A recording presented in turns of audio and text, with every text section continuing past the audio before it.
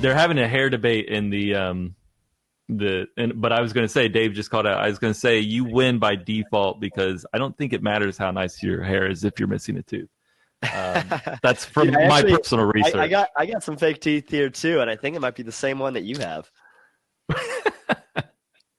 Dude, tell me the story. How did you lose that tooth? Well, so it's super exciting. I got in a major bar fight. No, when I was like, how old was I? Like 8. I fell down a slide and messed up my front teeth. And then like a year ago, it just kind of gave up, so it needed to come out. And then like as soon as I had the surgery done, my dentist basically was shut down because of COVID. No. So this was supposed to be fixed like 9 months ago, and they just got that like approved to do. They called mine like non-essential surgery, and I'm like, dude, this is pretty essential for me, you know. Especially for the amount of camera time that you get every day. Like, dude, you will do a 6-hour-long live writing copy in public. Yeah, I'm just like, you guys can. I have a thing. I have like, but it gives me like a really bad lisp, and I already have kind of a lisp with this situation. So it is what it is. But webinars should be fun. You know. That's what we're chatting on today, right? Something like that? I think so. I think you're going to teach them how to make a lot more, create more engagement and make more sales with VSLs and webinars. Sweet. Okay. Or you can just teach them about teeth. Hair product. And hair product. All right. So first thing we got to do, we got to ask the chat. How many of you, hey, there's Kristen. What's up, Kristen? Kristen's written some copy for me. She's pretty good. Dave is here. I see some familiar. A is here. A is my favorite letter. Look at that. Same, dog. Yeah, it's a good letter. It is a good. How many folks in here have like put together a webinar for your offer, for your product or service? Like run one or tried to. It's okay if there's a lot of no's, because honestly, I don't even have a webinar for my stuff right now. I've just written mostly webinars for other people. Mike says he tried. You've written the webinars for Sam Ovens, for Ty Lopez, and I don't know who else is in your Rolodex here, but yeah, I could do the whole authority building thing. That's probably a good idea. Who am I? Oh, yeah, that's a good place to start. So I'm Sean Vosler. Nice to meet y'all. I write copy for the stars. So webinars, yeah, like I've written quite a few for folks. Sam actually wrote most of his own webinar. I just gave him the outline, and Sam is a freaking beast at marketing. Everyone's like, oh, you did all this stuff for Sam. I'm like, well, I helped, but he's already a genius. So, you know, that's very useful. And his hair is longer than ever. Dude, I haven't seen it in person yet, but I'm super excited about the prospect. Not done it myself, I've outsourced. So guys, today, what I'm going to show you, we'll be jumping into Jarvis to look at, exactly how to create some of the sub segments of the webinar. But what we really need to understand is like what a webinar is, and in the ecosystem of our marketing world, what it is, and like the basic frame of it. Because if you don't get that right, like it doesn't matter how good the AI is, like it's not going to work, right? So the structure is super important, the principles behind it. So I think the first chunk of this training will start there. It may seem a little boring, but it's like learning to ride a bike. You got to start with the tricycle. I'll come up with a good analogy. Don't worry about it. But we'll start there. And I'll be giving you guys this whole outline. I'm gonna briefly go over this thing. Let me share my screen real quick. If that works for you, Austin, we'll start there. It absolutely works for me. You also have a book called 7-Figure Copywriting, right? I do. You have it with you? Check. You want to see the? So I just got some physical print tests back, and I'm pretty excited. We got the. That is a thick book. The chunker. Look at that. Yeah, we're getting there. And I couldn't decide on a cover, so I went with 2 covers. So you can, like, you know, if you want to be weird and edgy, you can use this cover, put it on the coffee table, or you can go traditional. What's that? Do you do the art for your book too? Yeah, so I do all the design stuff. Like that's what I went to school for, actually. Back in the day, but you don't make any money doing design unless you're like, you know, top 1% of 1% designers, and I'm not that good. So I decided a different book. It's way better than my book that I have here. I wrote this. Hey, I would say 40% of this is written nice. with Jarvis here. I wish Jarvis was around when I started this thing. It's funny because there are segments of the book. So we can tangent for just a second, because writing a chapter of a book is very similar to writing a webinar, and honestly, but coming up with the basic like premise, the big idea, the crazy angle that you want to go after, Jarvis can give you a lot of direction in that, but you still need to like know a bit about the stuff, right?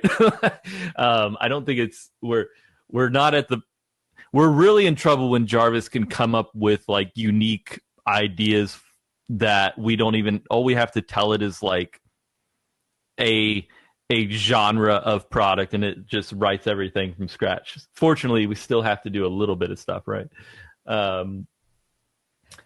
But eventually. What's your book called? For now, actually? Jarvis is our AI assistant, and he's not going to do it for you, but he will do it with you. And I kind of think about it as, he's like the best assistant on the court. You'll dribble it a little bit, throw him the ball, keep going down, and then you'll have to pick it back up, and you just keep moving down, down, down until you finally get the slam dunk. But he's not going to just like go all the way and score the point. Well, plus, like, as someone who writes a fair bit of copy, the most efficient way that I write copy is when I give someone some basic points to write about, like an assistant or another copywriter. They write something, and then I go back in and edit it. That is my favorite way to do it. I'll be honest. Yeah. Like, if I have a choice, because writing it from scratch is very painful and time consuming. So Jarvis is now turned into my like assistant to start with. And I just give him, we need a female name for Jarvis too, Jarvette or something. So I know. It doesn't just have to be a guy, a sassy assistant. Maybe there will be a whole AI family here at Conversion AI. Yeah. A grumpy grandpa, something like that. Yeah, Ricardo, I don't have it on Amazon yet. They take like 30%. I'm not a big fan of their margin. I've sold over 1 million of the book, and I've been able to keep like a good chunk of that because Amazon didn't take it. So let me go ahead. I'm going to share this outline with you guys, and I'll be giving you guys a link to this after the chat here, and then once I'm going to go through this real quick, and then we're going to actually go into the long form editor and play around with some of the tools that Jarvis gives us to create some of the key parts of a webinar. How's that sound, Austin? Nice. Comment if you're ready for this. I'm going to say yes. Bring it. Bring it. I'm ready too. My body is ready. Sweet. And tell me that what's the difference in your mind between a VSL and a webinar? Like, are they the same thing? The principles align, or are there like nuances that are different? So obviously the medium is different. If you're on a VSL, it's more talking to somebody instead of with somebody. So it's a different presentation style. The content, though, in my opinion, should be similar. A VSL are generally shorter. But and for everybody, I'll put it this way. A VSL is a video sales letter. It's kind of like you walk into a room and it starts playing. It's like an infomercial that you choose to watch. But a lot of the principles are the same. It's kind of like the difference between making a LinkedIn post or a Twitter post. It's like they're both a lot of times trying to get the same thing across, but they're different mediums, right? So you got to consider that. But these principles will work with both for sure. Another really important thing people need to consider when they're putting together a webinar is the price point of what you're selling. And most importantly, like the level of understanding of the target audience you're going after, right? So for instance, for Conversion AI, I would have 2 different webinars. I'd probably have multiple, but based on the level of comprehension of your target audience. If you wanted to go after general audience with conversion AI, you would need a much different webinar than the current marketing strategy you guys are doing now, which is working super well because you're mainly targeting people who, quote unquote, already get the idea, right? They're entrepreneurs who've written at least like a blog post, right? So if you were to create a webinar for Jarvis to target the general populace, you would need to teach them a bit of entrepreneurship on the front end as well, right? And perhaps, offer them bonuses on that would help them build a business around it. So those two things are very important to consider. I probably should have put those in here as well.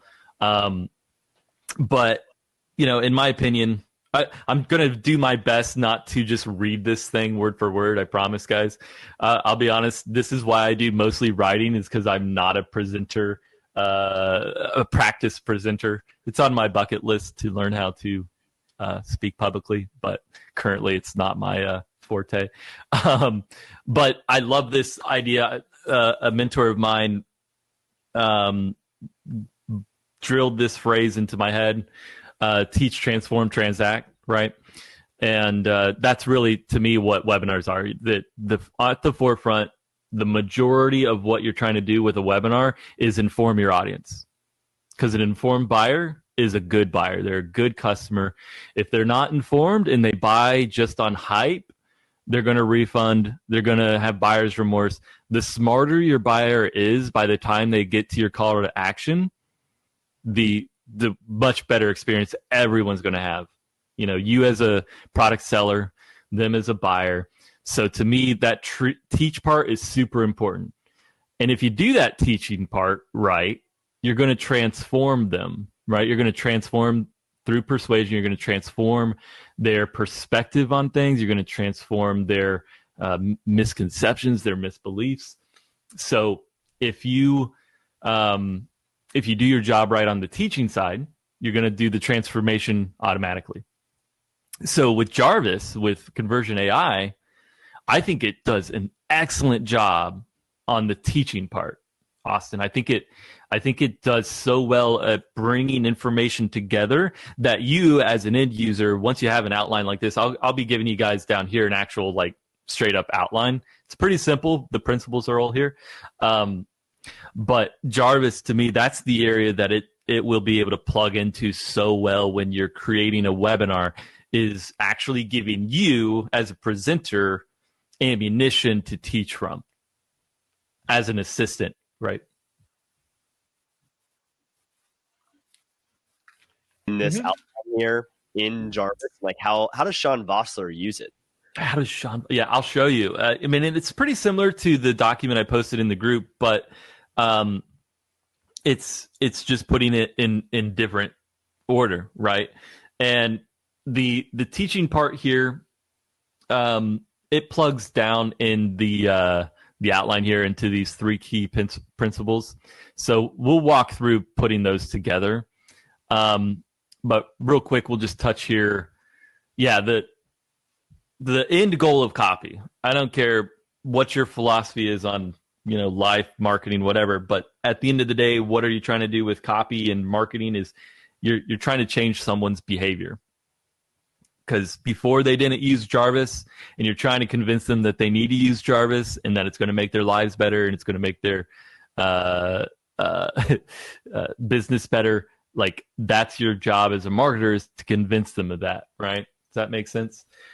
So to do that, it's just informing people and making a logical argument as to why you're right in your claims. All right.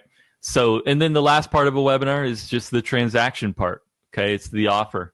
And a lot of people just do this pretty nonchalant, and that's okay. But they get down and and I made this product and it'll help you do that. Right. But the frame you really want to go to is giving them a shortcut.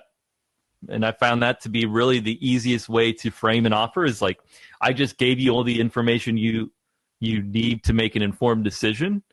Now let me offer you a shortcut to get to that end result. we've been talking about, right? So that's really the last part of webinar. The same as VSL, right? You've got the front end teaching, giving them context for everything. You're persuading them that they need to take an action, or there'll be negative results, and that there will be positive results if they do change. And then the transactional part is, in exchange of value, if you give me some money, I'll give you a shortcut, right? And then just kind of get down to the nitty gritty a little bit. Ideally, at the end of the transaction, it'll feel like a really good deal in their favor. So I like to go with, I hate the phrase 10x because it's been, it's been so beat up, but you really want to shoot for that like 10x to 100x value transfer in their favor in the webinar part. That's where like Jarvis, like if I were to frame it to somebody, it costs, let's do the math. It costs literally 20 times more to hire a copywriting assistant than it does to give Jarvis a try, right? If you wanted to get somebody $4,000 a month in-house, do copy for you as an assistant, it's not going to replace maybe a head copywriter, and that might just be my bias coming out. But, there's that rudimentary level of value that it brings, which is well in excess of 20x if you just look at it as hiring somebody to do it. Now, if you look at the value of like regularly putting out good content, getting SEO listings, putting out good social media content, that's where you start getting in that like 30, 40, 100x value mark, where it's like, yeah, it could theoretically double your business if you got twice as many leads by doing more, putting out more quality content, right? So those are the kind of frames you want to give at near the end of a webinar to justify your price point.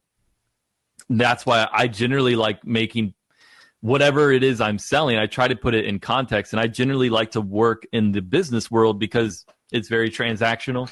So like the term business opportunity is kind of gross, but at the end of the day, like a lot of times that's what you're selling is an opportunity to increase their business or to start a business. And that's what Sam Ovens did so freaking well with his stuff, right? He gave a frame of reference to his $2,000 offer that made it very clear that it's worth way more than $2,000, right? A lot of us are used to doing a very solid transaction. This laptop here was like $3,400.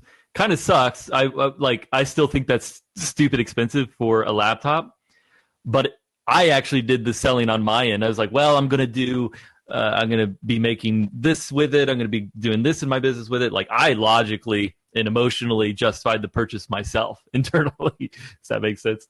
But if you do that in your marketing, it's a no-brainer if they're informed. That's why the teaching part is so important. Like the value stack at the very end, where you can kind of compile like, here's all the things that you're going to get. And normally it's this amount, then you bring it down to this amount. That's just like more pricing. Well, it's also about showing the value of those things, not just the hard cost. Yeah, and even if you took all the bonus stuff, like this is worth $20,000. No, like forget all that. Don't even worry about doing that. It's more giving them context to what it will do at the end of the day and attaching a value to it. In the health space, you wouldn't necessarily put a dollar figure on having removing your back pain, right? You wouldn't say, well, you're going to work more, so you're going to make twice as much money. No, it's more like you're going to have a good time hanging out with your grandkids or kids. You're going to feel better when you wake up. Like those are the more value-driven transactions. And that value ladder is a good word in this context as well, I think, because you could talk about the transactional value of something like do this course or this program and build a product and sell it, and you could make 6 figures a year, 7 figures a year, whatever. And here's people like Dave who did it and did here's the case study, right? Or you could. And you could build on that and say, you spent most of your life following the traditional 9 to 5 trajectory most of us have, and you find yourself stuck at a ring in the ladder, and going up that corporate ladder, you might find yourself another position, but you're going to find yourself more stressed. You're going to be fulfilling other people's dream. You've been sold a lie, stuff like that, right? So anyways, that transactional part, that's where you get to be a bit creative. I think Jarvis actually could help with that too. I haven't played around with that yet as far as like the storytelling part, but I think one that I it found could recently be I thought useful. is pretty impressive Jarvis can do is write real estate listings, do it super well. So you'll put in something like, the backyard is 1,000 square foot, just the fact of that. And then it'll say something, it'll paint the picture. Jarvis will go like, the backyard is large enough for your kids and dog to play. And so it's painting a picture of like what's possible. And also kind of paints a picture. Jarvis does this really well at painting who do you become at the end of using your product or service. Like the one recently was a window tinting. This freelance copywriter had a window tinting client, and they made this video commercial about it and used Jarvis to make the script. And what it came up with was, instead of targeting the like 18-year-olds that have a cool sports car and they want to like look great with dark tinted windows, instead it went the direction of parents, protect your kids from UV light in the hot California sun. And really pushing on like you're a protective parent. I thought, Jarvis, you're brilliant at copywriting.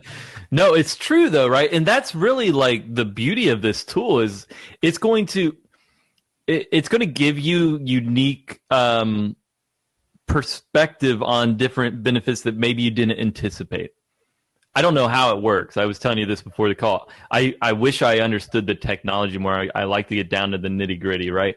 But at the end of the day, I'm like, well, it just works, right? I guess I couldn't explain how a circular saw works either, but I know it cuts wood, right? So let's look at some examples of this in action, okay? This is a really basic outline here, okay? There are .com Secrets has a whole section on the 3 keys webinar. There's plenty of really detailed outlines out there on how to put together webinar slides and stuff. We're not going to go into like, on slide 7, you need to have your authority statements, stuff like that. There's a lot of that already out there. If you get these like key parts right, you're going to have a webinar that converts. Everything else is just going to help increase, conversion, stuff like that. It's great to have, but if you don't get these basics right, you're going to lose people very quickly. All right. So I'm going to touch on these real quick. Then I'm going to go into Jarvis. We'll start putting together some of the basics here and look at what it can do. But yeah, the very top end of the webinar, regardless of what it is you're selling, you got to make a promise, right? It's a twofold promise in the sense that what are they going to be able to walk away with at the end of this webinar? And then what did I put here? What is the viewer going to be able to accomplish with this information as well? So let's talk about some examples. Someone mentioned I like the you can call this a webinar. It's really a training because we're not really selling anything on it at the end. It's more just like, how do we support our customers? But you're talking about, you're selling what a webinar and a VSL can do for you. So what's the promise here in this training? Yeah, exactly. So the promise is, the implied promise is increase in sales, right? At the end of the day. But if you wanted to get specific, it's like you could, and this is actually, Jarvis is really good at these friggin' headlines with their headline. So you could plug in your basic promise, like learning how to do webinars will increase your sales, right? And then use the, like, let's look at this because we'll use this one as an example. I have to switch to Jarvis. Hang on one second. I'll tell you what, I'll go ahead and link this thing in the chat here so people can pull this up, because I can't like share my screen. I can just share application windows for some reason, which is totally fine. But let me share this whole basic webinar outline thingy. Guys, how sweet is Sean's setup here? I mean, It's I feel pretty like you it's are ADHD friendly, you're man. living in the It's great. future, dude. You're using AI to write copy. You have multiple angles. You're always switching between. Dude, sometimes I'll see you do like music editing as you're writing copy. Like, how many brains are working at the same time inside of you? That's the problem I'm trying to solve with this book currently, which is called Thriving with Adult ADHD. No, it's pretty dope. I'm not gonna lie, I have a lot going on. I just enjoy. I need that like constant change, or else I get very easily distracted, which I know is ironic. Okay, so I linked over that basic webinar outline thing in there, guys. So, but we're gonna look at Jarvis, and we're gonna do some playing around here. So let's put together a quick pitch for this webinar itself. Describe, a webinar. Boom. We're going to keep it that simple. You ready? How to increase your sales with webinars. Okay. Oh, am I not sharing my screen? I guess that would help, wouldn't it? Good job, Sean. All right, let's try this. Oh, no. Oh, it's Chrome window. That's what I got to do. It's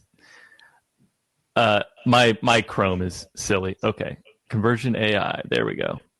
Bada boom. Let me know when you guys can see that. Yep, we see it now. Thank you guys for being patient with the tech here a little bit. Can see it all right? Yeah, it looks good. Okay. So this basic title, that's that promise we're talking about. It's super simple promise. Like we're doing a meta case study. All right. What I mean by that is we're gonna write a webinar about this webinar, or we're gonna write this webinar that we're on right now. All right. So check this out. How to increase your sales with webinar. Generate ideas. So I'm in the long form editor, by the way, guys. It is much meta.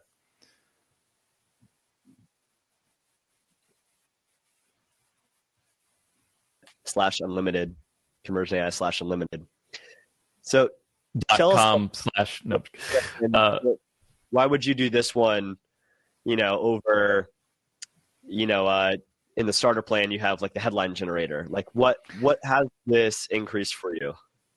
Well, so, and I can't keep switching tabs because it just takes forever, but I use the long form editor for an email I wrote about, again, meta. I was writing an email about conversion AI. I was using the long form editor.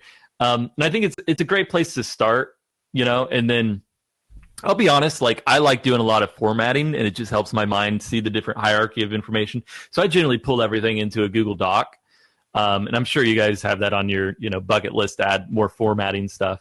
But I think this is a great area to keep you focused on generating one thing. So I typed in, this is a great little, I think it's a great tool to start with. Describe the content you want to create. I should probably write this higher quality than a webinar. So maybe you can help me understand this, Austin, because this isn't terribly clear. Describe the content you want to create. Is this the area where you'd talk about, like, would you put a blog post, a webinar, or would you say, I want to make a webinar about helping people learn the different sales and persuasion techniques? Like, what would you say is the best thing to pop in here from your experience? So what you can do here in this section is include some background information about, your company, your brand, your product, about the customer, their goals, like where they are, where you want them to be. And then you can also end it with some instructions in just plain language. It'll understand you. So you can say stuff like, right at a 5th grade level, or you can say, tone of voice is funny, or tone of voice is Adam Sandler. Like literally, it'll know that kind of stuff. It'll write like Adam Sandler would write, and so that's kind of the fun of it. That's a terrible idea, Adam. Terrible idea. You don't want a webinar written by Adam Sandler here, but just knowing that like it understands normal sentences. Like you don't have to put in all these adjectives and stuff. Like you can just give it plain how you would talk to a friend. What do you want to accomplish? Gotcha. So I'm gonna just put in here, just like off the top of my head, what we want this webinar to do. I want to write in Fort. So I wouldn't necessarily like tell it exactly that I'm writing a webinar, except that we're writing a webinar about webinars, which I know is going to get confusing for everybody.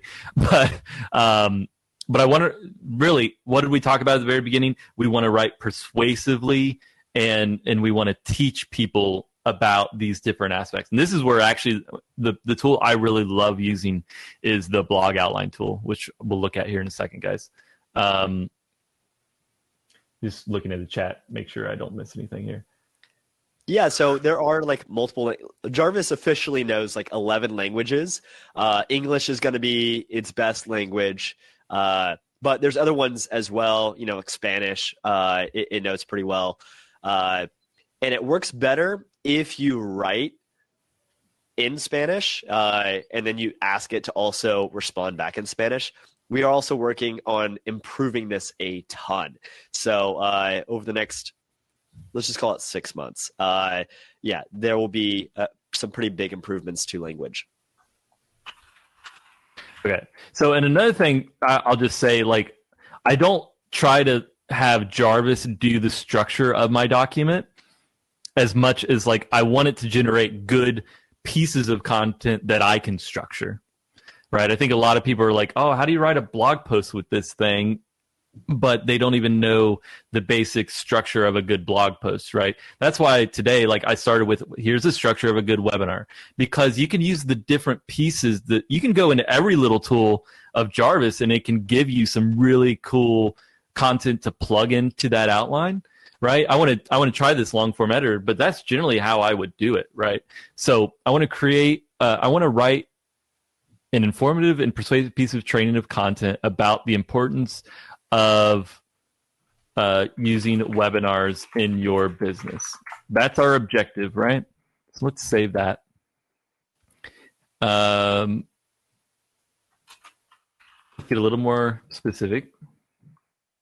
So I'm using the word persuasive here a lot because there's something I like to look at in marketing, like the big idea. Like what is the core insight that you're trying to get across in your piece of content, whatever it is, blog post, meme, whatever it is you're trying to do? What's the core unique piece of information?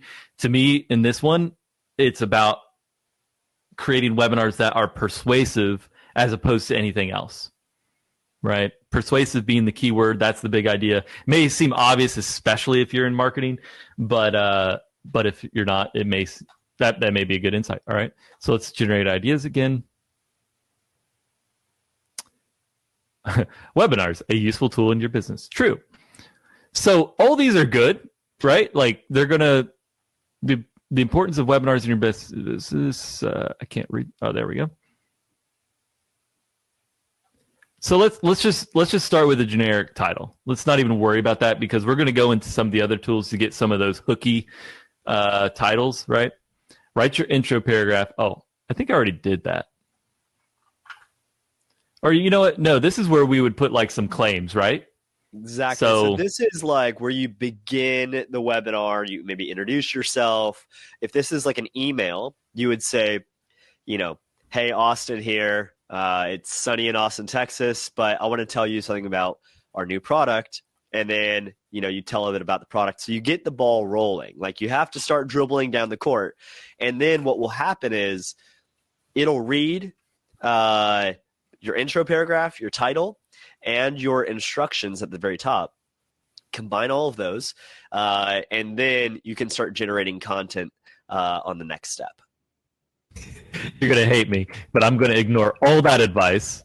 I am going Let's to. see what you do, though. Look, this is the fun part. Yeah. I get to see how Sean Vosler uses the tool. So, and this is kind of fun for a second, guys. When I start writing copy, I write it like it's an instruction manual, like very, very raw, like bits of data, like this is true, this is true, this is true. I just literally get as many facts down as I can. That is the rawest form of any copy I write. because what I'm trying to get out of my head, a lot of people when they get writer's block is they're trying to be really eloquent and persuasive right at the beginning, and that's really freaking hard to do unless you are like Shakespearean. Like I can't sit down and I had to like acknowledge this about myself. I'm not a freaking creative genius, right? The way you get creative, the way you become really creative is get the information out of your head first, the structure, and then build upon that, right? You can't make a really decorated, beautiful house until you have the freaking walls down. So to get those walls down, I literally just bullet point out that outline I gave you guys. That is the framework I would start with to write a very persuasive chapter about webinars, right? Does that make sense? So what I've plugged in here, I literally just took the principles that I outlined, I just copied and pasted them in here. So it's super dry, but it gives all the basic claims that I would make about webinars, right? I make like 3 major claims here, right? Webinars are vessels of teaching. You need to learn how to transform people's worldviews, and then you need to make a transaction. Okay, those are the 3 main claims I'm making. And it cut off at a certain point, but that's okay. I don't think we need to have all this in here. So yeah, let's try this. It's going to probably be insane, but that's the fun part. That's actually, I really enjoy that about Jarvis, is sometimes I'll give it some weird stuff, and it'll, like you said, that window tinting example. Yeah, so here we go. This is cool. This is actually really good. So this is like an introduction to our webinar about the power of webinars.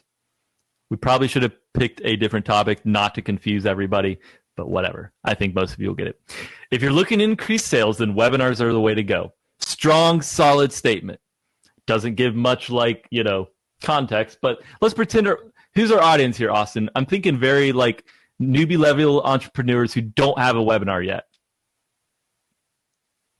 Okay. Or sexy grandmas who are, I'm just kidding. All right, let's go ahead. Who's the audience here? Who are we going to? I think the audience is our audience here. Only grams. As possible. Moms. Keith goes moms. All right, so how to start a business when you're a stay-at-home mom? Well, let's go broader, a little broader in the sense that we're not trying to convince them to start a business. More specific. We know they already want to start a business. Let's go with that assumption. So the situation we're marketing to is moms who want to start a business. And I automatically get the idea of like, they don't have much time, so guess what? They need to automate their business. And guess what? A good way to do that is with freaking webinars. So that is our premise. We'll start there. Okay, if you're looking to increase sales, as a busy mom, if you're looking to increase sales, then webinars are a way to go. Webinars are a great tool for marketing and lead generation because they allow people who can't attend your in-person events or seminars to experience them. True. Webinars also provide opportunity to interact between presenters and participants so that attendees feel more connected. Yeah, so like all these are good points, okay? They're not like necessarily the points I would make right off the bat, but I like it.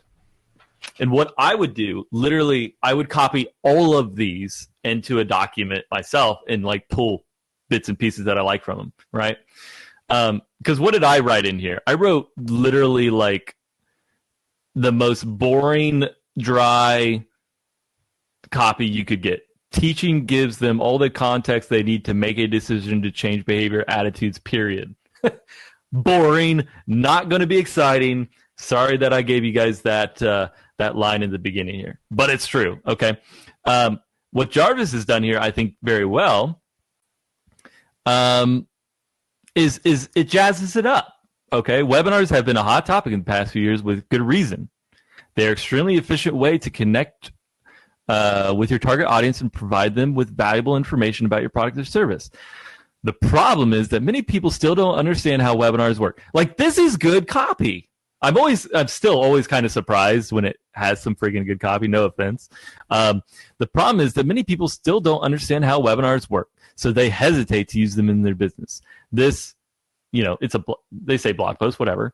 This webinar will teach you everything you need to know about webinars, including what they are and why you should be using them.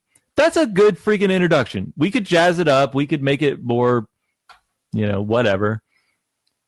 But that's it. It's some text. And let's say there's one sentence that you want to make a little bit spicier. Ooh. Creative. All right. So we're going to say this training. I like this. This is cool. This is, by the way, this is what sells this software more than anything, is just freaking seeing it in action.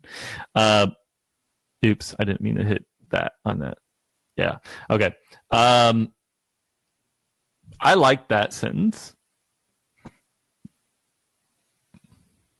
I actually like all this. I don't want to change much of it.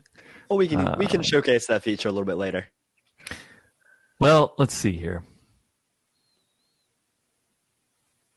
Yeah, I like all of this copy. I think it's solid. All right, so let's go into compose mode. Right? Is that?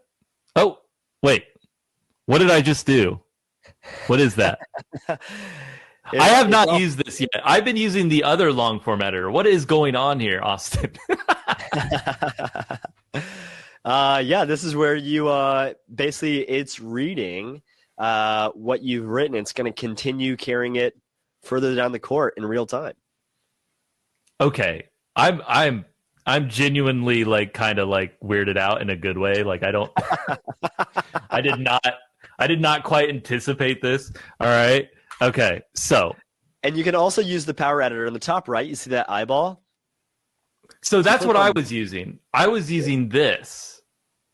I didn't know there's a freaking. Views. They're just different views. One and the same. But this is cool. How did it choose to do this little outline thing here? I guess just being nervous. Not sure. I mean, that's the fun of it. Is it's figuring out what is probably the best way to present. So it looks like it's doing bullet points, right? And the importance of webinar. The next slide, if that was your intro, this is like an overview, right? This is the table of contents of the webinar. Tell them what you're going to tell them, and then recap what you just told them, right? Yeah. Okay. Well, let's keep going here. Let's just see what happens. What do I do next? So I would rephrase this. Okay. So I can actually. So then you'll start writing. You have to write at least a sentence. So you build upon it. You're guiding and then it here. Okay. So I had my basic premise in here, guys, already. I'm going to paste it again at the top so that we can see. Generally, I would do this as well. My inputs, right? So I like to keep these kind of at the top so I can see what I put in here. And my inputs. And so you're kind of assembling your document here. And, you can end up using, if you go into the Power Editor, you can use different templates to structure it out. So these are all tools in your tool belt. So let's talk about this a little bit too in terms of VSL and webinar. When you're generally not reading a scripted webinar, I tend to like to script my webinars, to be honest, but in general, you're kind of doing it off the cuff. But what this is going to give you is a really solid block of content to make slides out of. It's so much easier to make slides off a document than to make slides from scratch and then write a document, in my opinion. Some people may disagree with that, but I love making slides off of a fully written document. So in terms of a VSL or webinar where you might be using slides, this is a great thing to pull from. Will Jarvis recognize my input in my input, using comments and coding? Probably. It'll probably mess it all up, but no, I don't know. It'll read at least the last few sentences to paragraphs. If this document gets super long, it won't remember all of the things up top. But the closer, the better that your most recent past paragraph and a few sentences are, it'll just continue running with that direction. And so that's why we're asking you to, start typing. You have to type a sentence, and then it'll give you a paragraph. So let's do this. It'll give you your it gave us our basic outline here, right? provides valuable information about your product or service to your target audience. Okay. Now, I would change this personally a little bit. So, what is the import? It provides. I'm going to stick with the language I've been using. I would say it teaches your audience. Let's just rewrite this sentence a little bit. It teaches your audience the value of your product or service and helps them understand exactly how they can use it to improve their lives or business. We'll keep it pretty generic for now, right? So this is saying the same thing, but it's a little bit more in my voice, right? So I like that. So I literally, like, I would just replace that, right? Connects you with, but I like the basic principle. They're right? I can go with that. If I wanted to add something here, like in my mind, if I had like a different thing, I would change it, right? Connects you with customers. I don't even need to change that. That's a good point, right? This one to me is not that big of a selling point. I think it's something worth noting, but I wouldn't, like, that's not one I would go with. But let's start with this teaching one. Okay. So this gave us our 3 keys. Remember in the outline here, we were talking about the 3 keys or whatever. If you have your own keys, great. Like, it's going to make your life a lot easier than just relying on Jarvis to give you 3 keys. But guess what? It might give you something you didn't anticipate. I didn't. This benefit of webinars wasn't in my mind anywhere. I would not have. I may eventually, but at the top here, that's not how I would sell it. But that is a good point. Maybe not a key point, but I think it's a really good point. So that's another good use of this. So let's keep this in this order. Teaching your audience. All right. So, why is it important to teach your audience? Well, we talked about that a bit in our document here. Let me see. Hang on. I have 2 monitors, by the way. I have one on the desk here that I can look at other stuff, just in case you're wondering why I'm looking at my desk like a crazy person. I have.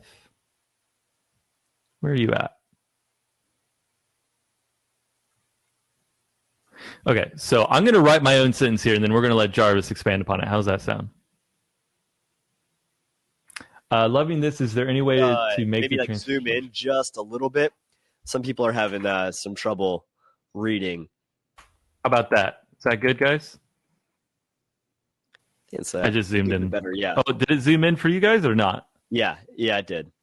Okay. All right.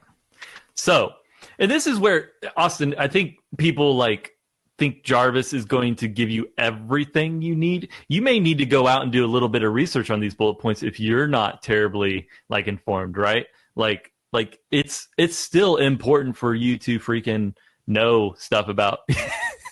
It helps a lot. Okay. So I know a lot about teaching. I'm not afraid to say that. And I know the benefits of teaching, and I know that it's the foundation of all persuasion. Okay. So knowing that, I can speak about that a bit, right? So I can write a sentence here and see what Jarvis extrapolates from it. Yep. So, and at this point, to be a respected person on the webinar, so that you have the authority to teach on it, you sometimes need to share your bio about what you've done, right? And so what you could do here. So we're missing Power Editor. Yeah. Maybe you want to use the personal bio creator, and you could even because sometimes it's awkward for us to talk about ourselves, right? Like all of our accomplishments. And so you could click on that cursor in the top right and give it just some raw facts about your resume. And then it'll create a more compelling version of why you're a credible source. It'll use the adjectives that make you sound super good. And so next week, we're going to be doing how to update your LinkedIn to sell yourself better. And so you could actually use that, personal bio here as you're hey, I'm Sean Vosler, and I've written copy for Sam Ovens and Ty Lopez and have a book called 7-Figure Copywriter. So I have a little bio here somewhere. I was just going to paste it in here and see what it does. I like my bio, but I haven't used this yet. Oop, that's long. It's one letter off. Come on. I'll take out my 3-year-old son. I'm just kidding. I'm sure I can. Here, watch this. His job. That's the job. Here, bio. Sure, witty. Third person. Let's do first person since this is a webinar, right? Actually, I wrote it in third person, so let's see it in first person. So, let's generate that. And click on the part of the document that you'll want to. Actually, it'll create below that. And I know you're on like maybe a tablet or something vertical. Is that what the screen size is? Oh, you know what? I can just. Does that help? Yeah, that probably helps. I should have done that a while ago. I was just doing that so I could see the chat here. Wow. Presentation skills. I'm Sean Vosler. I help entrepreneurs become wildly successful entrepreneurs by leveraging the power of marketing message momentum. I help scale. Yeah, like that's good. I enjoy surfing with my son. Did I say anything about surfing? San Diego. It's putting 2 and 2 together. It really did. And while sipping on a nice cold beer. We all need to pop the balloon just a little bit. You know, you inflate it and then you pop it. I'm like, this thing is stalking me. Dude, this is great. All right. So I would just need to edit that a little bit. So check this out. So yeah, so in a webinar, obviously I feel like I'm breezing over some very important parts here, but we're giving them our this is our thesis, right? Webinars are a hot topic for like this is our thesis, right? This is our big claim. They're extremely efficient way to connect with your target audience and provide them with valuable information, product, service. That's our promise, right?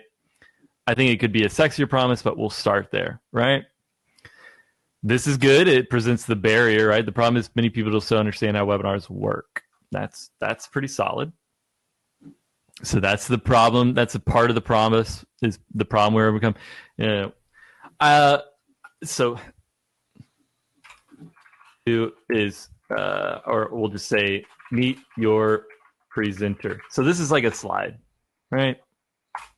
So after our little thesis statement, we might have a nice little authority builder. I want the one about surfing. Yeah, here we go. So this is why it's important to read the output thoroughly. All right. So meet your presenter. Hi, I'm Sean Vosler. I've helped several 8-figure businesses scale. I've helped scale several 8-figure businesses along with designing dozens of 7-figure marketing campaigns for myself and clients. True. In my spare time, I enjoy hanging out with my son and corgi or reading a good book on the beach while sipping on an ice cold beer. That's pretty darn good. I don't know if I would have necessarily written it like that, but I like it. I like it too. Adds a little bit of man. So often I feel like people don't know about the personal life, but if you include like the corgi and surfing with your son and the ice cold beer, it makes you so much more human and relatable and approachable. But you've also done some pretty dope stuff. And I dig that. That's cool. So let's go down our webinar. We're gonna jump, or we're gonna keep jamming on this a bit here and see this in action. Because honestly, Austin, I didn't know about this compose element, which I guess is the coolest thing of this. I was just literally using the things on the left and like popping things in here, but this is sweet. All right. So I'm going to say, since our first point, our key one, right? Teaching your audience. The claim they make, which is true, it teaches your audiences the value of your product or service and helps them understand exactly how they can improve their lives or business, right? While also doing other things. Okay. So since I'm going to make a few more claims here, like we were talking about, very kind of basic language, right?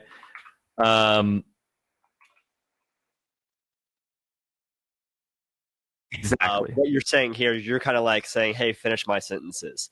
So you start off and then it'll compose later. The goal of any good marketing is to persuade your audience. I'm going to keep this real general, guys. The goal of any good marketing is persuade someone to take just follow me here for a second, to buy your product or service. Keyword being persuade. I did not spell that right. All right, so follow this train of thought. The keyword being persuade. So it's important that we learn the basics of persuasion. Right? This is the beauty of the computer. I can't spell anything, so that's I'm the worst speller on earth, dude. Right? If we want to create compelling webinars. One more thought here.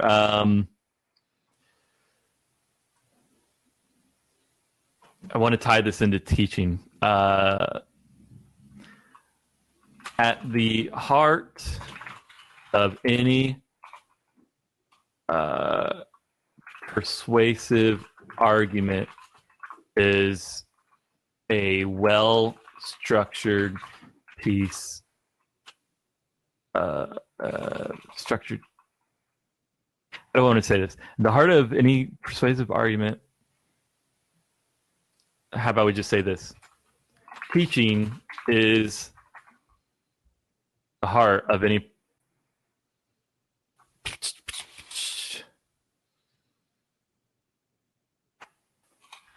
quality teaching material is at the heart of any persuasive argument. Period. All right, that's all I'm going to put into it. So,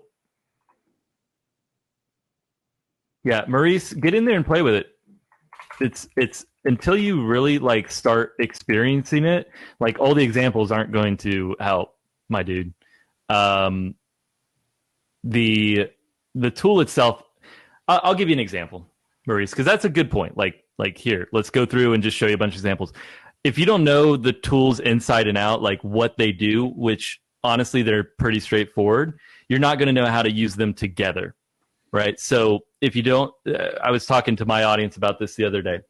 If you want to build a table and you have a set of tools in front of you, you have a saw, you have a hammer, you have a drill, you have a level, right? Before you even get started with the first cut, you need to understand what each one of those tools does. We're going on the basic assumption here as we go through here that you're willing to put in the time to look at these tools yourself and get an idea of how they work. The first thing I did, by the way, when I got this software was literally, I didn't set out to like write anything specifically. I literally went into each one of these tools and messed around with it. I picked up the hammer and started hitting nails, right, to see what it was like, to get a feel for it. Because at the end of the day, that is how you're going to get the most out of a software like this, is getting to know the fundamentals so that you can put them together in really cool things like webinars and blog posts. But it's important that you get in and look at each element of this. So what we're doing right now is we are, to take a step back, we're writing some of this basic, really crappy copy and then letting Jarvis rewrite it based on the structure we talked out at the beginning of this webinar or this training here. So this bit of copy I'm highlighting here on the page, guys, is pretty terrible. Okay. I'm not going to lie. This is bad copy, but all the key points are here. So let's try this. Let's see what Compose does here. I'm excited. So Austin, let me make sure I'm understanding this right. Theoretically, if I hit compose here, it should be looking up the page a bit and pulling together some copy based on that weird paragraph I just wrote. That's right. So it's looking at the patterns, it's reading the sentences, and it's also composing from what it's known. It's read 10% of the internet, which a lot of that is just public internet. Jesus. So it's compiling the training that we've given it, the internet knowledge, and then it's reading all of what you've said and creating and finishing the pattern. So if you're looking at, it might even start with key number 2 because it's reading part of that too. But we'll let's see how it goes here. Cool. And then guys, what I'll do is I'll demonstrate exactly what I would do in terms of a webinar with this. Like I know it's hard because it's like conceptually webinars are they're kind of monsters in our mind. Like they're huge, complex machines, but all they are at the end of the day, we're just trying to persuade people of our claims. And then we're making a transition into our offer, which builds upon our claims and why they should take action, right? Does that make sense? And some people have questions here about citations. So Jarvis creates original, unique content. And so it's pulling from all of its sources and then generating unique sentences. So it's not saying that this fact is from specifically this research article. It's looking at 100 research articles and then creating one unique sentence with it. So also fact check, because it's here to be creative. It's not here to be your citation tool. Right. So I was talking about this in the group the other day. Literally what I do after I've written something with Jarvis is if there is a fact or a claim in the sentence, we'll do this as an example. This paragraph I wrote, which I'm not sure that we may need to go back into our power editor here, Austin, and I'll show you how I would take what I would do here just to make sure I'm specifically building on this point. Because this is going into kind of I think a whole different direction, and it's totally fine. So it's rebuilding, I think, based on all of this, not necessarily just this paragraph, which I was kind of thinking. So you can use some of those, let's say you want to use a story here. You could go to the story tool and, put in, a little bit about, meet Jennifer, a mom, who's just now starting her first online business, and she's using webinars. What happened was the very first time she started her webinar, and then you give it that, it's going to run with the story and create this fictional, story tale. And it remembers characters. It's pretty interesting. Me and my friends mess around with that. So real quick on the citation source stuff. If there's a claim, and so this I've learned from writing my book. Any claim that is a unique idea that sounds like it's something that just, it's good to find a source for that claim. I try to find, so I have chapters written about the hero's journey. I don't claim that I came up with the hero's journey, and I give adequate, credit to Joseph Campbell and his book. And also the other books that I derived a lot of my concepts from. Anytime you claim that you are presenting an insight, you should either you should give credit where credit's due. And it's really easy to find credit, right? Webinars are an excellent way to connect with customers. That is a claim. We don't necessarily need to give that who said it first, right? But guess what? That's a good bit of information for us to Google, find a supporting article or statistic, right? Like HubSpot, webinars are an excellent way to connect with customers. HubSpot recently published a study where they found that webinars converted 6 times better than VSLs. I just pulled that out of my butt. But if I Google this, webinars an excellent way to connect with customers, I'm going to find some supporting evidence for that, right? So, guys, again, we're going to keep stepping back until this is super clear. But Jarvis, it's giving you foundational pieces to work from. If you make a claim in real life, right, unless you've already built authority for yourself to make that claim, you want to give that claim support with evidence, right? It's like if you're in front of a jury that hates webinars, you want to give them some evidence that webinars are a really good point, right? Or a good thing to use.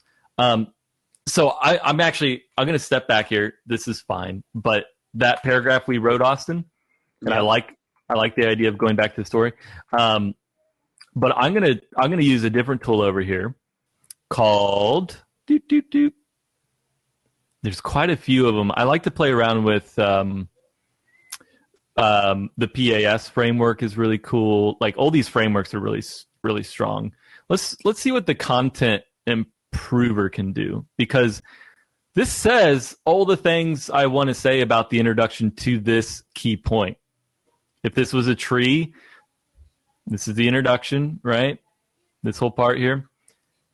These are the 3 branches, the 3 keys. I'm going into key 1, teaching your audience. I wrote this out. This is my set of claims about why teaching your audience is important, but it's like terribly written, right? So let's put it in here, the content we want to improve.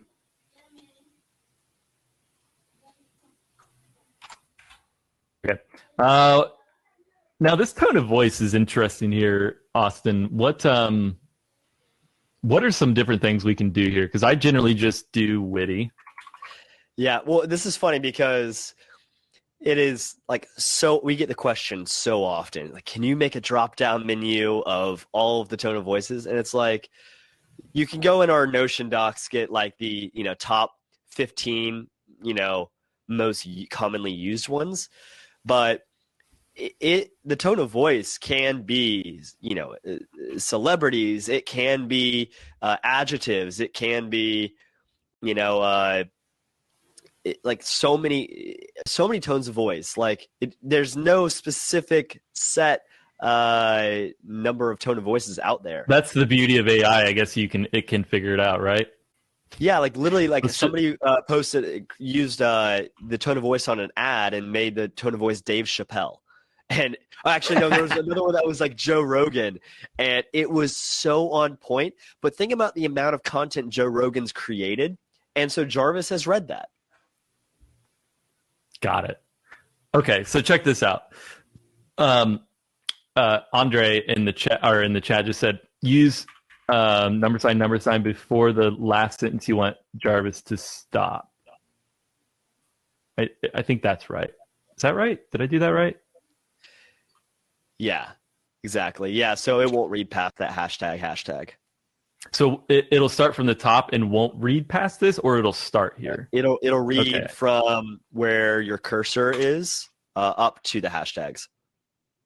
Got it. It's kind of like that's like a little trick to get Jarvis to stop reading. Got it. So I guess I can't do the compose thing again. No, you have to now keep going down the court a little bit further. Give it some more direction. We'll do this a little manually. I did Trump here. I just was curious. I think I confused it. Trump's voice is a perfect tone of voice to use for making a persuasive argument. This guy knows what he's doing. No. All right, let's not do that. Let's start a political debate right in here. That'll be great. I'm just going to do informative. Sounds like a tone of voice.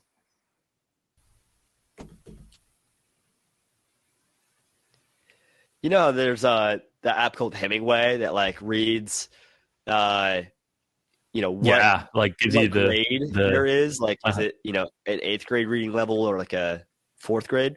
So some users were saying that it actually is working where you could put in like 5th grade reading level and it'll dumb down what your content is. Let's say that's like really factual and kind of jargony. You can get it to dumb it down to a 5th grade reading level. Yeah, see, I don't like that concept. I say I don't know. I think it's fine to write a little smarter than you might think most people want to read. It just depends on if you're interesting enough to make good enough points to have people read it. But yeah, no, I mean, it's never good to like go overboard with trying to make yourself sound smart. Use authoritative or empathetic. Brett, that's really smart. That's really cool. I did informative. I don't know why. It just seemed to come to mind. Yeah, so this isn't quite what I'm looking for here. Oh, this is good. Yeah, no, this is freaking good.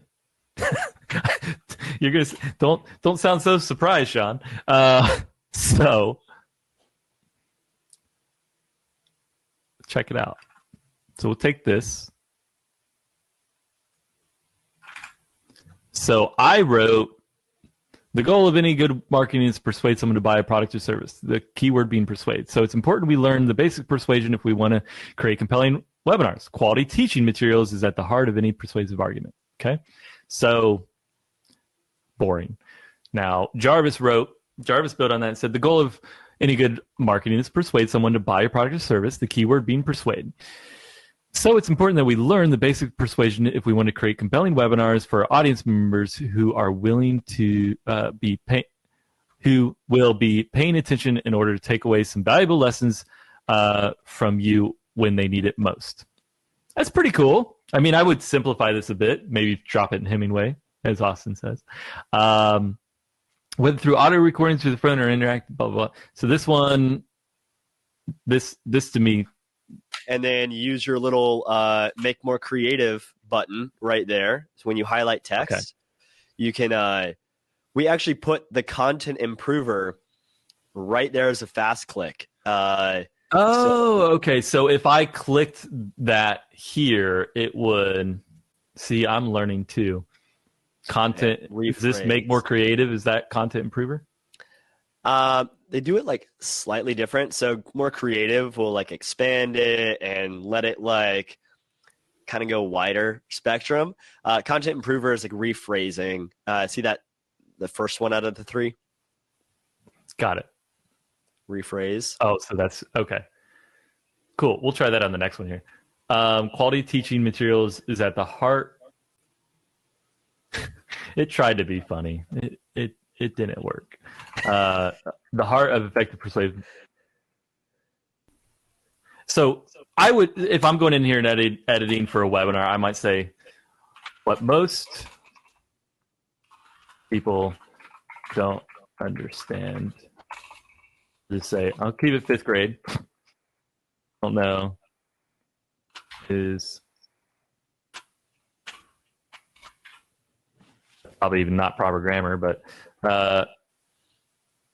let's see. This is why you don't edit in real time on a webinar, Austin. There's a common misconception about webinars that they need to be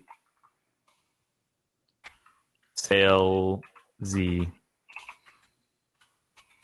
to be effective. The truth is that quality teaching material is at the heart of, I'm going to say, an effective webinar. You guys, like,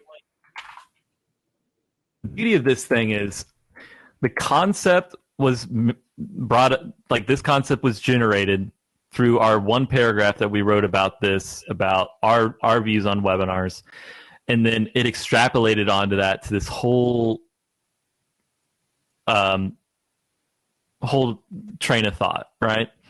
And then we're able to go in there and jazz it up. We could use Jarvis to do all of that. I just tend to do it myself, but it takes time and effort to build every syllabus.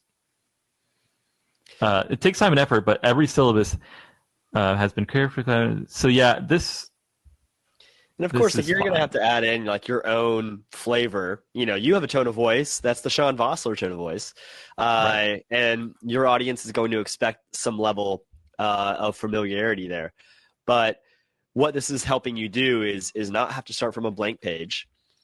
And you're moving faster than ever.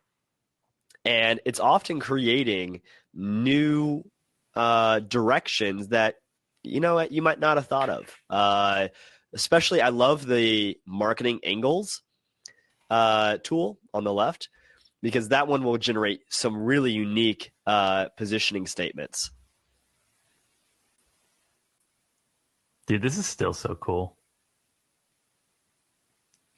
So yeah, like if you start doing like bullet points, like it'll recognize that pattern and keep doing bullet points as well. And it looks like it understood that I was doing a headline here, right? Yeah. Or like a subtitle. So I put these little hashtags for it as was recommended. Michael says, I'm getting good results finding existing blog posts and having that's a good idea. Yeah, and there's actually a lot of supporting tools on your left-hand side that help you compose a blog post.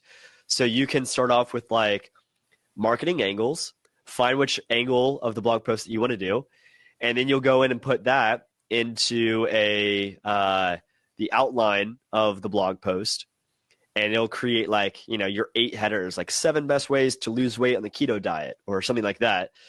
And then you put each one of those into the blog post intro paragraph. So all of these work together, you know, in the direction that we're going as far as like the way that the app looks is like we're moving towards workflows.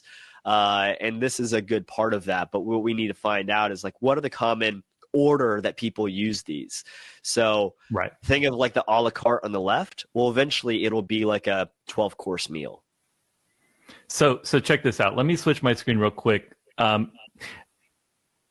you know, to put a finer point on the webinar element here, webinars, VSLs, blog posts, they all are, in my opinion, the end goal is the same, to persuade someone to take action. So they all have they need similar structure.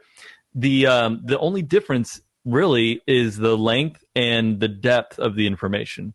A blog post doesn't need to be 10,000 words, where a webinar might need to be, right? Because you're asking somebody to buy a $2,000 product, not to, you know, teach them.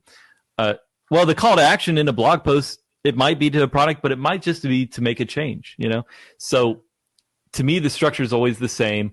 I did that structure. I popped in there. You know what? I'll give you guys 2. I'm going to pop this in here as well, Austin, into the chat. And then I want to show you an email I wrote with this, and this might give everyone some clarity, because you're right. Yeah, you think about it, like, dude, what's the difference between a taco, a burrito, a chalupa, a quesadilla? Like, they're all like tortilla, meat, cheese, lettuce, sour cream, pico de gallo. You know, and just different amounts. Maybe the presentation is a little bit different. You know, like, but they really have a lot of the same ingredients. And so that's what you look at, the ingredients on your left-hand side. And then the way that you present it is how you're compiling this document here on the right-hand side. You know, so yeah, we're doing a webinar and a VSL in this training, but the philosophy for a YouTube video script is similar, or for the outline of a blog post. That's the beauty here of really just how marketing works. But, you know, Jarvis is your fast track to it. Dude, so check this out. And I just shared in the chat an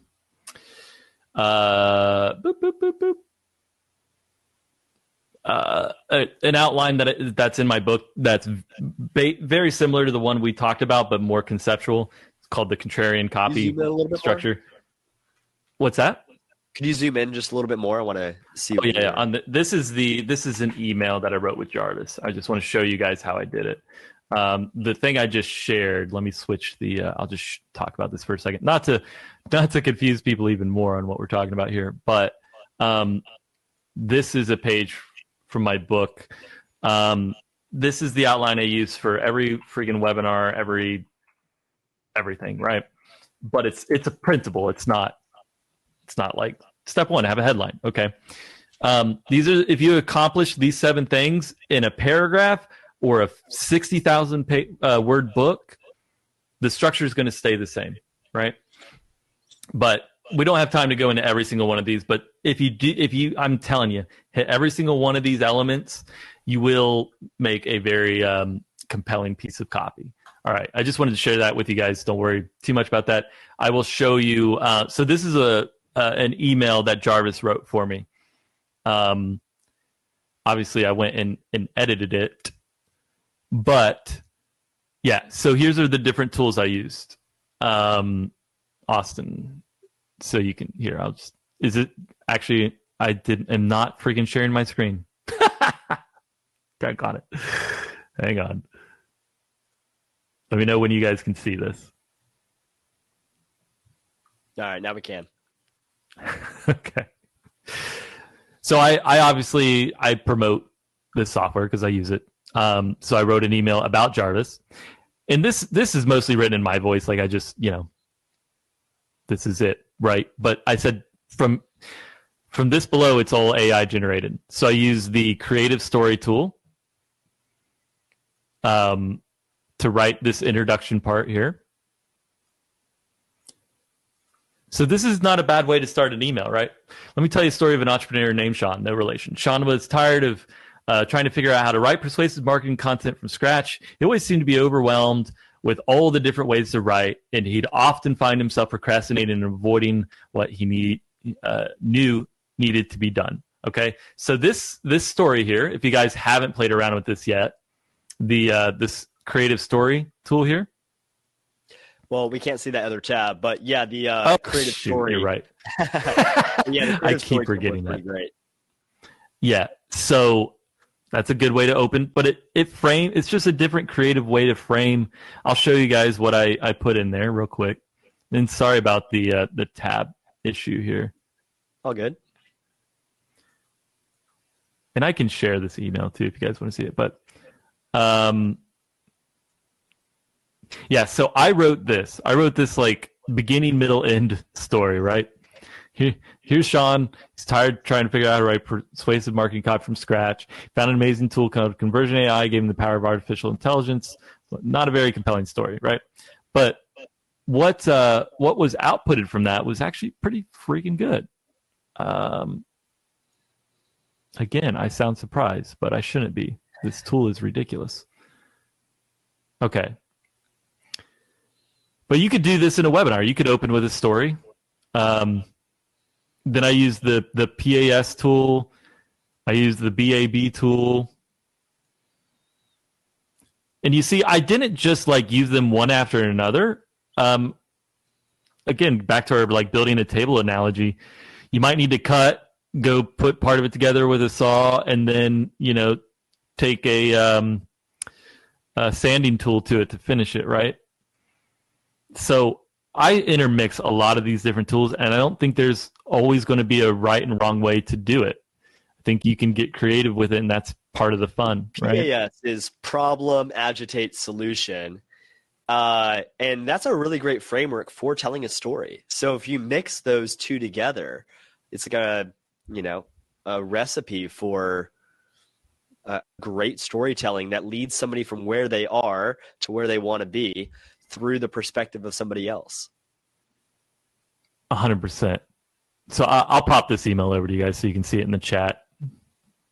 I'm assuming you've already. As we wrap up here the next 6 minutes, what do you want to end on how to make a webinar persuasive, take action, all of that, and also post in the comments any questions that you have for Sean. We'll go into Q&A as well. But yeah, what here makes a webinar have a strong ending, especially with the script with Jarvis? Well, okay, guys, I want to step back because I know we've been kind of getting nitty gritty. We're going from a tool to concepts and kind of bouncing around here. But I'll take it a step back, and that's a good question, Austin, because the thing I'd like to get across to people is that, as I said, webinars are just a persuasion tool. And if you are using Jarvis as a tool to help you build your argument, which I think it's a brilliant tool to do so, then you still need to learn the elements of creating a persuasive argument first, right? And that, to me, this outline is a good place to start. The one I shared, I'll share it again right now, just in case you guys need the link. But if you have that, if you already have the recipe to make, or you already have the blueprint to build a table, you've got the tools, your job then is to follow the blueprint and use the tools and make it a compelling argument. Then at the end, right, I want to share this. This is the problem with trying to do 6 things at once. Here we go. And if you're watching the recording in the Academy, it's going to be on your right-hand side. I'll put it Cool. there and yeah, that outline. Handouts. Yeah. So a lot of people go about it backwards is what I'm trying to get to. They look at Jarvis as the end-all be-all to write a compelling webinar, yet they don't know the elements of a compelling webinar. And I'm just saying, strip that word webinar out of there. And what is it? It's a compelling argument. So what do we do then? We go back and we say, all right, how do you make a compelling argument, right?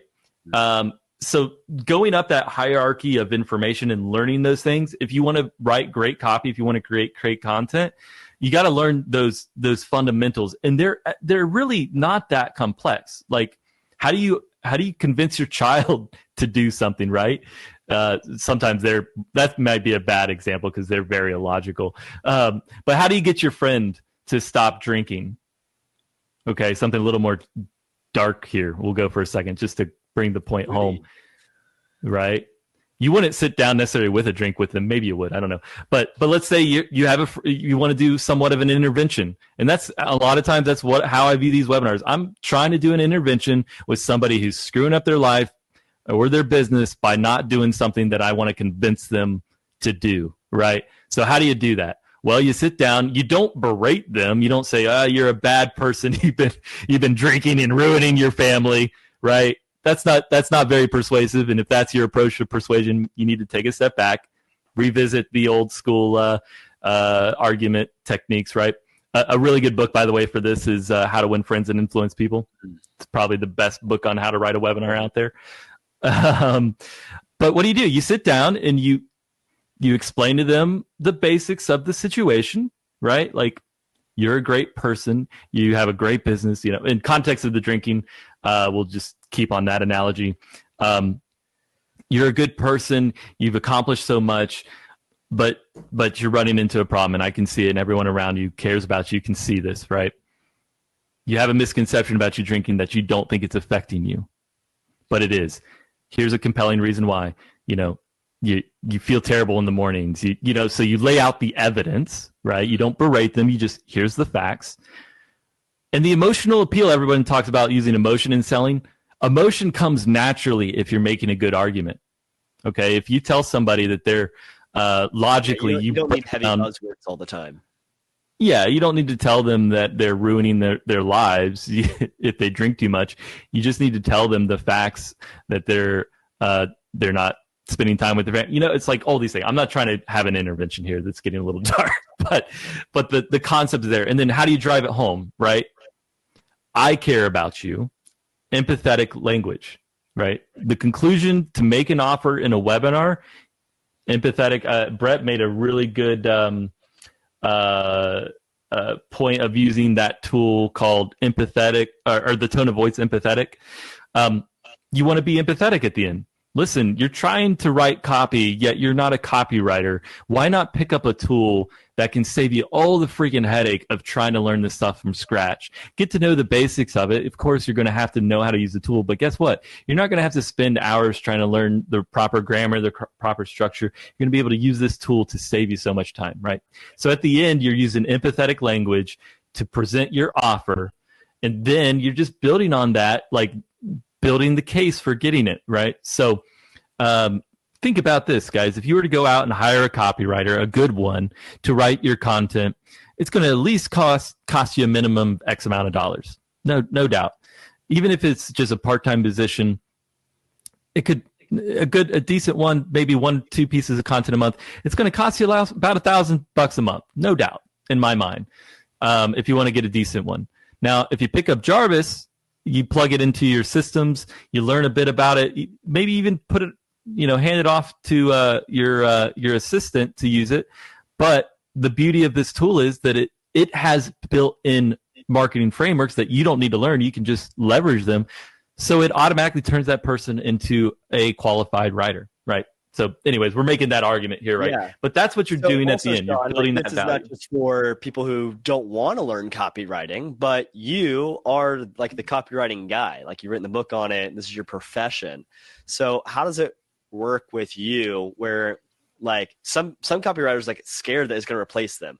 Right now, it's your assistant. It's like you've elevated from, maybe the grunt work of just like the raw copy to now you're a director, or as I guess they would say in the job title, like chief editor?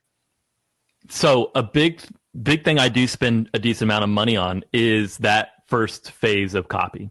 I'll do it for myself, but it takes so much time. There's several phases of copy. The very first one is fact finding and argument building, in my experience, right? When you're writing a webinar, it takes me about 40 hours to write from scratch a webinar, no doubt. Like plus another 40 of procrastination that I don't want to work on it. About 30 hours of that is just getting the freaking information together, going out, doing the research. So if I can cut that by a tenth by having a tool that I just plug in some of my thoughts and then it pulls out solid information through the vastness of the internet out there, then guess what I'm going to go do? I'm going to take some of those keywords. I'm going to go do some research on them, find supporting arguments. I'm still going to do some work, right? Like, it's not linking me to, and maybe in the future you guys will have it where it links to sources and references as well, which would be killer. But I'll just go out to Google Scholar and I'll pop in a line like we had earlier as an example. The webinars are a great way to sell, like, or something very generic like that. I could go find an article by Neil Patel or someone to support that statement. It's working backwards. Generally, you go find that supporting evidence first. But I'm telling you, it's such a time saver.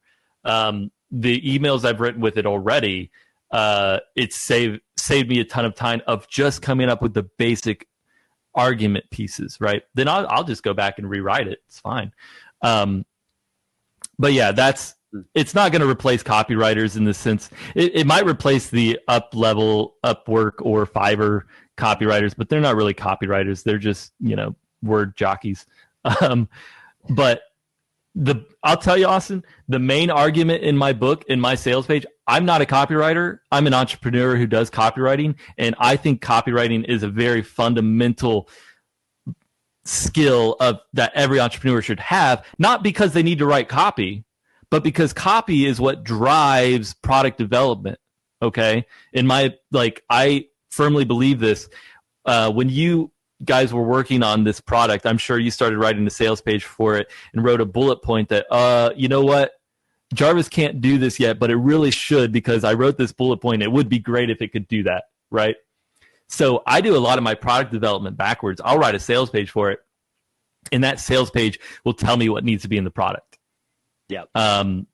So I'll just leave it on that. But I seriously, a book as well, right? Like you start with the table of contents. If you actually go back to last week's training with Darby Rollins on how to publish your book in 7 days with Jarvis, the most important part is day one, where you write out, you give yourself 1 hour or whatever the time block has to be to just map out the milestones of where they are and where they want to go, escape Hell Island and arrive at Heaven Island.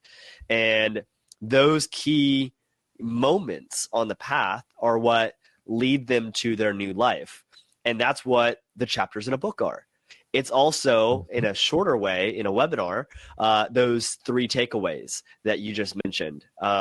It's like these are the 3 big steps to go from a mom without a webinar and an automated business to a mom with one. Exactly. Someone is asking where to get the freaking book. I should probably have an easy link to that here. I'll link it in there. You guys can check it out. I mean, poll the whole audience and say, like, what is just one thing that you took away from today's webinar? One sentence about it here in the chat, and I'll talk a lot of them out loud, give Sean a little praise here, but also for all those people that skip to the very end of this recording and want to just, a 2-minute quick learning. What would you say you took away from this past training? Austin, I'll tell you what I'll do too. I'm going to download this video and edit it so that it actually makes sense in a logical order.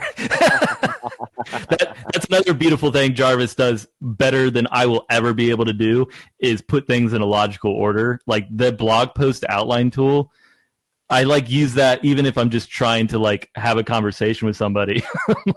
I'm like, I can't get things in my head in the right order a lot of times. So that's 90% of my editing. For sure, yeah. End with Order of empathy. operations is key. Yeah. So, people are saying that ending with empathy, or like leading with empathy, is also really important, and it's actually a tone of voice that you can put there inside of Jarvis. Let's see. We also have that the outline is incredibly important. Sean, what do you think is focusing like on finding the right SOP? I think that's Roy has a good one there. Because the first thing I did, I literally wrote out an SOP on how to write a content post because I didn't know how to do it with Jarvis when I first bought it. So I was like, well, I'm going to write my own recipe, and it'll change over time, right? And I posted in the group. People seem to like it, but SOP, by the way, is a standard operating procedure. Right. Yeah. Yeah. But yeah, anytime you want to learn a skill or use a new tool to improve on a skill, keep it I keep an ads journal where I write down my Facebook ads, like results and my because you'll forget them, right? So writing out SOPs should just be a natural approach to life, in my opinion. I'm not always good at it, but the majority of my book actually was born out of SOPs that I had with my clients because I can't remember how I do stuff, so I have to write it down. Yeah, for sure. We use SOPs all the time from, I'm even actually about to start following my SOP as soon as this webinar ends. It goes to my SOP of editing, uploading, and promoting the replay. That's probably a good idea. I should have one of those. Well, guys, thank you so much for attending with us live. And if you're watching the replay, go ahead and hop into the long form editor now and get started on building your own VSL or webinar script. And if you have questions, of course, you can comment in the Facebook group. And if you tag me or Sean, we'll probably respond if Sean's not out with his corgi and kid on the beach surfing. With a cold brew. And drinking beer, evidently. Yeah, I'll just say too, Austin, real quick. Thanks for having me on. I know you guys always bring excellent value to your audience. This is such a new frontier. I think a lot of people are intimidated by it. Something I'm going to re-say it one more time. Learning the underlying elements that drive what we're trying to do at this top level with a tool like Jarvis is another part of the process. It's not as straightforward as, say, learning how to paste things into a form or whatever, but learning the fundamentals of what makes a good argument, learning how to tell a good story, learning how what persuades and what pushes people away. Learning a lot of those fundamentals are super valuable things to spend some time on. Not all that complex, but they will help a lot of the in the process of creating this marketing. But you guys have done such a fabulous job of putting these tools in a compelling, logical way that I think anybody can just hop in and start experimenting and create some killer stuff, even if they're going back in and adding their own tone. I'm such a believer in it. It's a cornerstone now of my business as well. I promote it a lot because I think it solves that fundamental headache of where do I start? Because after you've answered that, it actually becomes fun to write. I enjoy writing after that painful of starting point. So there's an ad for you. Have fun with it, y'all. We're on a new frontier. It's 2021 and things are just getting started. I love the way that the community is using Jarvis, and they've really taken it their own and found so many fun ways to use it. There's this one dad in the group that does story time with Jarvis and his child. At night, they will write a story together, father and son, using AI. And they have a little journal that they're compiling every night's lullaby story, and that's so interesting. Well, that's weird, but I love it. I am totally going to do that, and I love that, dude. That's so cool. Sometimes, because the app is mobile friendly. Sometimes my friends and I will literally just bring it up on our phone at the local beer garden and go through and make some fun stories. You're getting pickup lines from Jarvis, aren't you? That's what you're doing. I'm going to plead the fifth here. There's I love just saying like, where will the night go? I'll be like, Austin and Sean just into the webinar, and Sean's flight is here to Austin next. So when he lands, they meet up at Lazarus Brewing. And then what happens next is, and then I let Jarvis fill in the rest of the story. And it's just so fun. Like, me and my friends are like letting Jarvis plan out our night. Like the craziness that's about to happen. That is a YouTube channel waiting to happen that will promote this better than any kind of marketing that we're going to make. So, well, did you see what Darby Rollins, he recently wrote a book, 180 ridiculous business ideas written by Jarvis. And what he did is that ridiculous marketing ideas one and said, pitch me a business like Shark Tank style. And then he just gave it the business name. It could be like Floaty Boat. And then it's like, Jarvis, pitch me a ridiculous business called Floaty Boat. And it came up with like the one-page ridiculous business. And he did 180 times and then published it on Amazon. Jeez. Dude, I love this creative stuff, man. I'm going to have to get back in there a bit more and play around because writing emails is boring now after I hear these ideas. Jeez. It's only saved me like several hundred hours, but I still haven't like made a game out of it. So that's my next step. Exactly, man. Well, hey, thanks so much for spending some time with me and the crowd here. And we will see you all in the Facebook group. All right. Talk soon, guys. Appreciate you.